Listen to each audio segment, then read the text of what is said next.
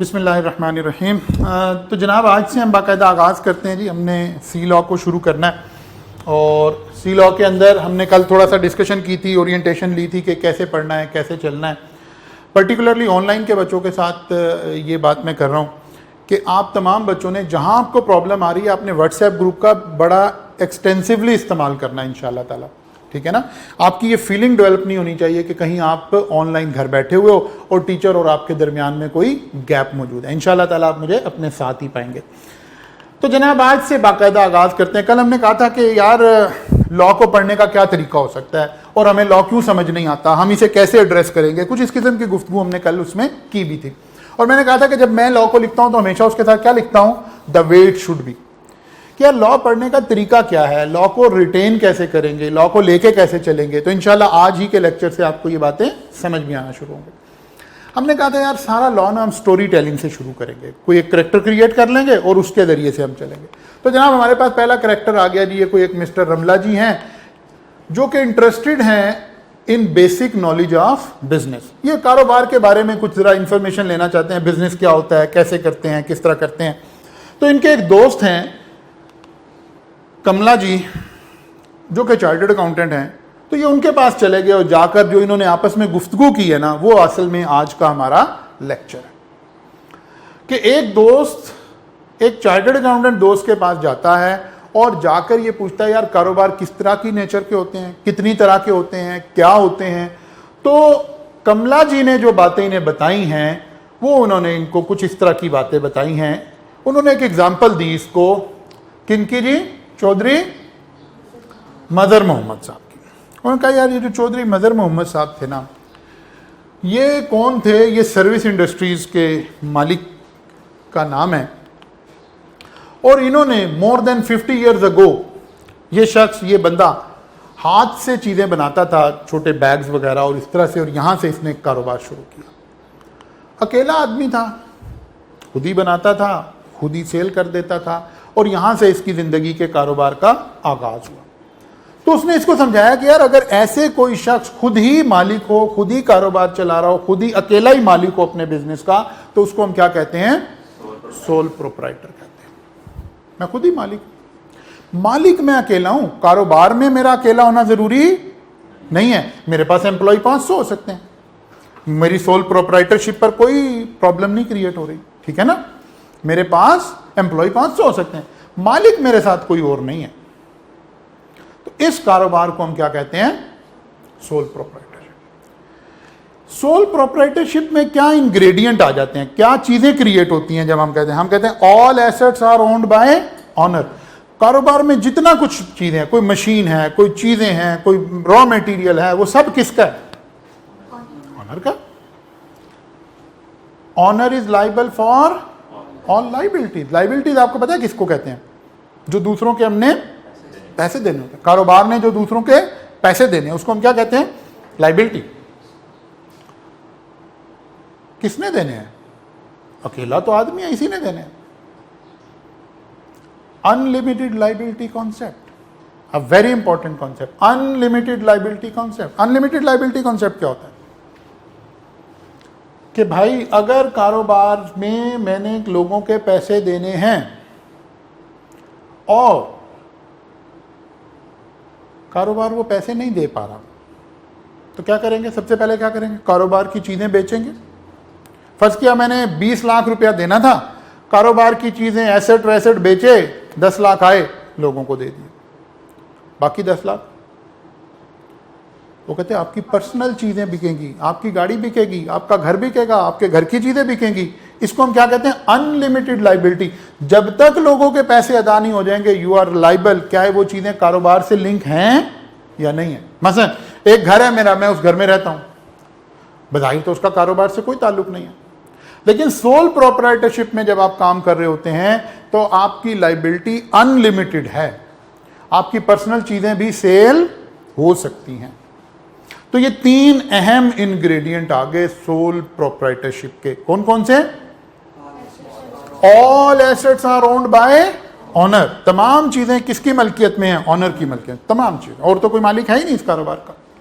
Number 2, owner is liable for all liabilities. Number 3, unlimited liability concept. आपकी personal चीजें भी बिक सकती हैं। अगर कोई बड़ा नुकसान हो गया खुदा ना खास्ता, तो फिर आपकी चीजें पर्सनल भी बिकेंगी। अगर अकेला आदमी है तो उसका ये तरीकाकार है। लेकिन अगर हम नेचुरल फ्लो में देखें, जब कारोबार बढ़ा, जब सारा कुछ हुआ, तो इसको एहसास हुआ कि यार मेरे साथ कोई और बंदा भी पार्टनर है, मैं अकेला नहीं काम कर सकता, क्योंकि एम्प्लॉइज से रख के सारे काम नहीं हो सकते। एक जो ऑनर की आई होती है, एक जो ऑनर का वो होता है, इंटरेस्ट होता है, वो एम्प्लॉय का कभी भी नहीं हो सकता। तो उसने कहा एम्प्लॉय तो मैंने बहुत रखे हुए हैं, लेकिन मसला एम्प्लॉय से हल नहीं हो रहा, थोड़ा मुझे पार्टनर लगाना चाहिए साथ। तो क्या किया जी, इन्होंने क्या किया, चौधरी नजर मोहम्मद साहब ने अपने साथ 2 लोगों को, 3 लोगों को, 4 लोगों को क्या कर लिया, ऐड कर लिया, लेकिन ऐड एज ए पार्टनर हो गए ये लोग। तो फिर इस बिजनेस को अब हम क्या कहेंगे, पार्टनरशिप कहेंगे। पार्टनरशिप कौन सा बिजनेस हो गया, जिसमें कम से कम 2 और ज्यादा से ज्यादा 20 लोग, जिसमें लोग, ठीक है, ये बात हम अभी अब आगे चल के पढ़ेंगे। ज्यादा से ज्यादा वाली पे भी ज्यादा तवज्जो ना दें, कम से कम 2। एक आदमी पार्टनर हो सकता है नहीं, हम उसको क्या बोलेंगे हमेशा, सोल प्रोप्राइटर। एक आदमी पार्टनर नहीं हो सकता। अच्छा जी, अब क्या इंग्रेडिएंट हुए जी, all assets are owned by partners. एक बंदे के नहीं है अब, तो अब पार्टनर है, तो हर चीज में दूसरा पार्टनर हो गया। इसी तरह partners are liable for all liabilities, इसकी लीगल प्रोविजन आप बी लॉ में पढ़ेंगे, वहां पार्टनरशिप एक्ट हमने पढ़ना पूरा, ठीक है ना। Okay, all partner are liable for all liability, unlimited liability of all partner. क्या मतलब, अगर भाई लोगों के पैसे पूरे ना हुए तो सब पार्टनर जिम्मेदार हैं, सबकी इंडिविजुअल पर्सनल चीजें भी बिकेंगी। Unlimited liability concept. अच्छा, ये जो कॉन्सेप्ट है ना, अनलिमिटेड लाइबिलिटी कॉन्सेप्ट, ये बड़ा खतरनाक कॉन्सेप्ट है। ये इंसान को डरा के रखता है कि यार कभी भी कोई मिसहैप हुआ तो मेरी तो सारी जिंदगी की जमा पूंजी मेरे हाथ से जा सकती है। यहां से इंसानियत को ख्याल आया कि यार ये तो बड़ी खतरनाक बात है यार। एक इंसान ने 20 साल में, 30 साल में जो कुछ कमाया है, कोई एक मिसहैप हुआ तो वो तो सारा कुछ जा सकता है मेरा। तो यहां से इस कॉन्सेप्ट के, इस खतरनाक कॉन्सेप्ट के अगेंस्ट जो चीज बनी, वही हमारा ये सिलेबस है, वही हम पढ़ने जा रहे हैं। सी लॉ असल में उसी को एड्रेस करता है। तो वो जो दोस्त गए थे ना, जो पूछ रहे थे कि कारोबार क्या है, किस तरह, उसने कहा यार ये तो तुम बड़ी खतरनाक बातें बता रहे हो, मेरा घर भी बिक सकता है। अच्छा यार, मेरे घर की चीजें भी बिक जाएंगी अगर नुकसान हो गया। उसने कहा यार ये क्या कारोबार हुआ फिर। उन्होंने कहा नहीं, कोई इसका हल बताओ मुझे। तो जो कमला जी थे ना जी, चार्टर्ड अकाउंटेंट था, उन्होंने कहा हाँ यार इसका एक हल फिर मैं तुम्हें बताता हूं। वो कहते हैं कि असल में हुआ क्या, लॉ इन दोनों कारोबार को, किन दोनों कारोबार को, सोल प्रोप्राइटरशिप को और पार्टनरशिप को, वो कहता है कि लॉ इनको एज अ सेपरेट नहीं मानता, सेपरेट पर्सन नहीं मानता। लॉ इनको एज अ लीगल पर्सन नहीं मानता, बल्कि कहता है यार आप और आपका कारोबार एक ही चीज है।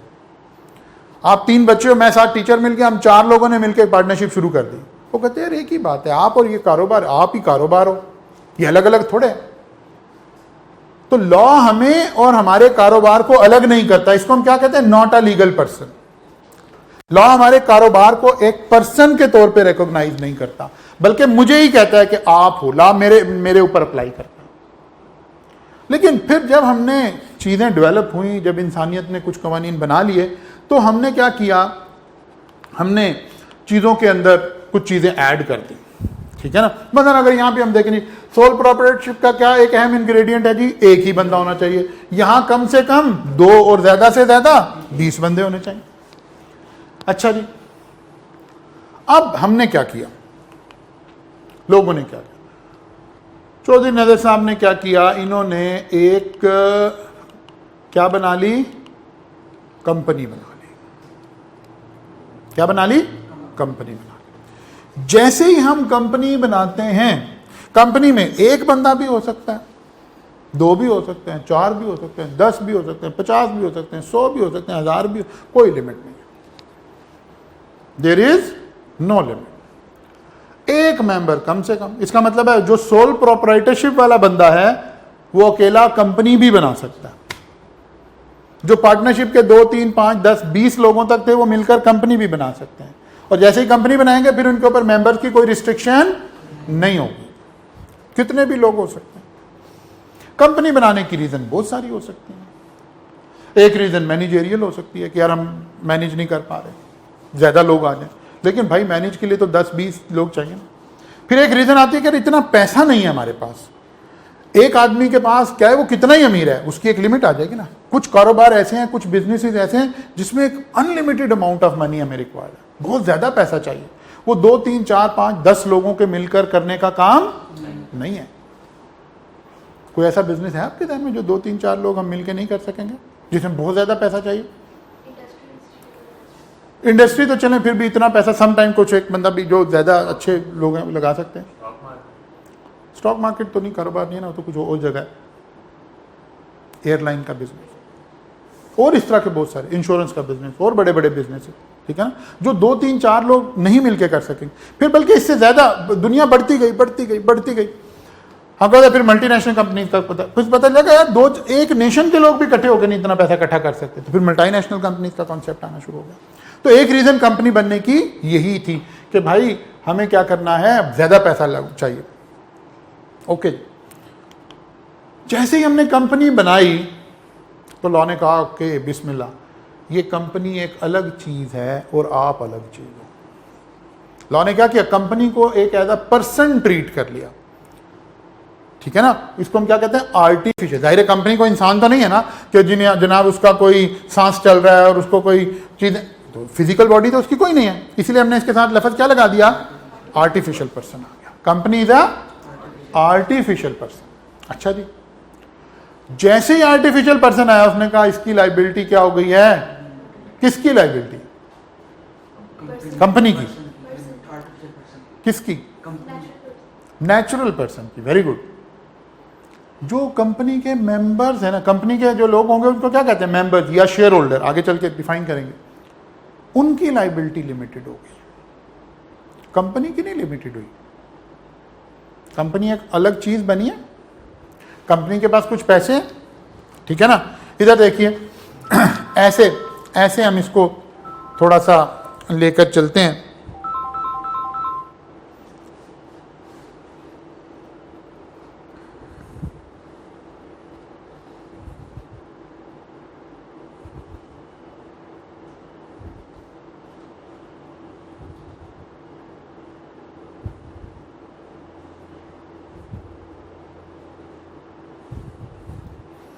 अच्छा जी, तो एक कंपनी है, उसके पास फर्ज कर लें 5 मिलियन के एसेट्स हैं, 50 लाख के एसेट्स हैं। ये पैसे कहां से आए होंगे, हम शेयर होल्डर ने दिए होंगे। हम 5 लोग थे, सबने 10-10 लाख रुपया डाला, कंपनी बनाई। कंपनी में कितने पैसे आ गए, 50 लाख आ गए। कंपनी में कितने पैसे आ गए, 50 लाख। हमने एक कंपनी बना ली, हमारी लाइबिलिटी मैंने कितने पैसे दिए, 10 लाख। बस कल को कंपनी को नुकसान हो, कल को कंपनी को कुछ हो, मेरी जिम्मेदारी खत्म, मेरे 10 लाख डूबेंगे बस। आपने 10 लाख दिए, आपने दिए, आपने दिए, हमारी लाइफ, अब मेरे जाती एसेट्स नहीं डूबेंगे। बात समझ आ गई, अब मेरे जाती एसेट्स नहीं डूबेंगे। लिमिटेड लाइबिलिटी, किसकी लिमिट हुई, मेरी। लेकिन कंपनी को प्रॉब्लम आ गई तो कंपनी की हर चीज बिकेगी। कंपनी की अपनी लाइबिलिटी क्या है, अनलिमिटेड। लेकिन मेरी लाइबिलिटी क्या है, जितने पैसे मैंने दिए थे बस खत्म हो गई, बाकी गए। वो आपने फांसी लगानी है, कंपनी को लगा दें, मुझे कुछ नहीं कह सकती आप। This is actually the limited liability concept, जिसकी वजह से हम कंपनी में जा रहे हैं, जिसकी वजह से सारी कंपनी से रिलेटेड गुफ्तगू हो रही है। अच्छा जी,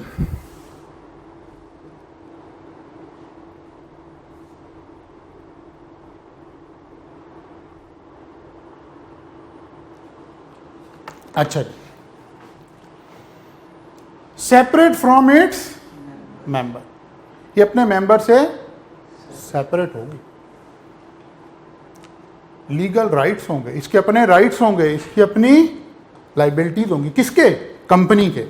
जैसे इन इंडिविजुअल मेरे अपने राइट्स हैं, अपनी लाइबिलिटीज हैं, इसी तरह आपके अपने राइट्स हैं, अपनी लाइबिलिटीज हैं। लीगल राइट्स हैं, legal liabilities. Assets and liabilities कौन ओन कर रहा है? कंपनी ओन कर रही है। ठीक हो गया।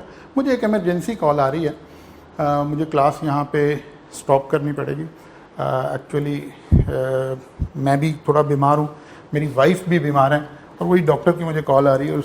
मैंने पहले उससे मैसेज दिया है, लेकिन थोड़ा सा मेरे लिए ख़तरनाक मैसेज है। हम क्लास को यहाँ स्टॉप करें, कल मुलाकात होगी, यहाँ से आगे चलेंगे। ठीक हो गया जी, अल्लाह हाफिज़।